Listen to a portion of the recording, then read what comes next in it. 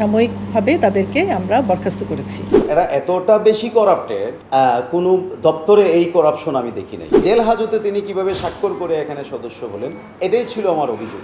আমাদের এই ছোট্ট সোসাইটি নির্বাচনকে কেন্দ্র করে এখানে আপনারা জানেন হয়তো 3 জন সরকারি কর্মকর্তা অবৈধভাবে টাকা পয়সা লেনদেন করতে গিয়ে এখানে হাতে নাতে ধরা পড়ে এবং তারা গ্রেফতার হয়ে এখন কারা অভ্যন্তরীণ আছে। যে একজন অবৈধ প্রার্থীকে তারা প্রথমে বৈধতা দিয়েছে এবং আমাকে তারা সাজেস্ট করলো যে আপনি অ্যাপিল করেন, ওই অবৈধদেরকে আবার অবৈধ করে দিব, দিয়ে আপনাকে বৈধতা দিয়ে দিব। সমবায়ের লোকজনকে অফার করতে হয় না। এরা এতটা বেশি করাপ্টেড, বাংলাদেশের কোনো দপ্তরে এই করাপশন আমি দেখি নাই। বান্ডেল থাকলে প্রতি সেনমানিতে টাকা বাঁচবে। বিকাশ সেনমানি বান্ডেল কিনে জিতুন প্রতি লেনদেনে। আমাদের একজন প্রার্থী জনাব নুরুল আমিন, তিনি যে তারিখে সদস্য হয়েছেন, মেম্বার রেজিস্টারে স্বাক্ষর করেছেন, সেই তারিখে তিনি জেল হাজতে একটা হত্যার চেষ্টা মামলায় তিনি জেল হাজতে ছিলেন। জেল হাজতে তিনি কিভাবে স্বাক্ষর করে এখানে সদস্য হলেন, এটাই ছিল আমার অভিযোগ। আমি ওনাদেরকে বুঝাইতে সক্ষম হয়েছি যে তারিখে ওনার বিরুদ্ধে এজাহার হয়েছে, যে তারিখে উনি কারা অভ্যন্তরীণ ছিলেন, যে তারিখে উনি রিমান্ডে ছিলেন, যে তারিখে জামিনে বের হলেন, সেই তথ্য উপাত্তগুলো দেওয়ার পরেও তারা এটারে আমলে না এনে তাকে বৈধতা দিয়েছিল। এই জন্যই আমি মূলত সংক্ষুব্ধ হয়ে এই অ্যাপিলটা করেছিলাম।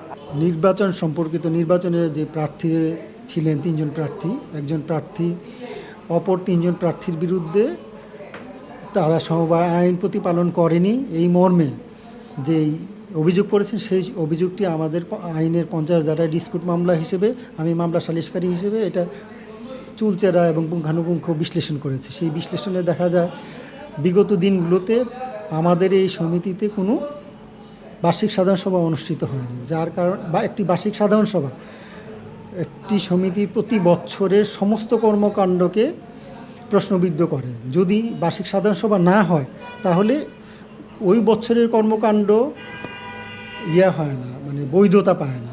যেহেতু দীর্ঘদিন যাবৎ সেখানে বার্ষিক সাধারণ সভা অনুষ্ঠিত হয়নি, তার মানে সেখানে ন্যায় বিচার প্রতিষ্ঠিত হয়নি। আজকে রায় কি দিলেন? আজকে রায় দিয়েছি যে আজকে যারা বাকি 2 জন যেই সদস্যপদ প্রার্থী ছিল তাদের মনোনয়নপত্র 2টা বাতিল হয়েছে। সে যখন জেল হাজতে ছিল তখন কিভাবে সদস্য হয়, আসলে তো সদস্য হওয়ার জন্য ম্যানেজিং কমিটিতে আবেদন করতে হয়। আবেদনের প্রেক্ষিতে সেই আবেদনটার প্রেক্ষিতে ম্যানেজিং কমিটির সিদ্ধান্ত হয়, কিন্তু যিনি জেলে থাকেন তিনি কিভাবে আবেদন করেন, তো এটা প্রশ্ন থেকে যায়। তাহলে আমার এই বিশ্লেষণে মনে হয়েছে যে এখানে গরমিল রয়েছে। হ্যাঁ, আমরা জেনেছি আসলে আমাদেরকে মিডিয়ার মাধ্যমে আমাদেরকে বিভিন্ন ফুটেজ পাঠানো হয়েছে। পরবর্তীতে আমরা এই 3 জন সম্পর্কে যেটা কোর্ট থেকে আমাদেরকে পাঠানো হয়েছে যে এই 3 জনকে গ্রেফতার করা হয়েছে এবং তাদেরকে থানা হাজতে পাঠানো হয়েছে। এই থানা থেকে এই কাগজটা আসার পরপরই আজকেই আমরা ওনাদের বিষয়টা ফাইলে নথিতে উপস্থাপন করেছি এবং তাদেরকে আইন অনুযায়ী, আমাদের যে চাকরি বিধিমালা আছে সেই আইন অনুযায়ী তাদেরকে আমরা অলরেডি সাসপেনশন দিয়েছি, সাময়িকভাবে তাদেরকে আমরা বরখাস্ত করেছি।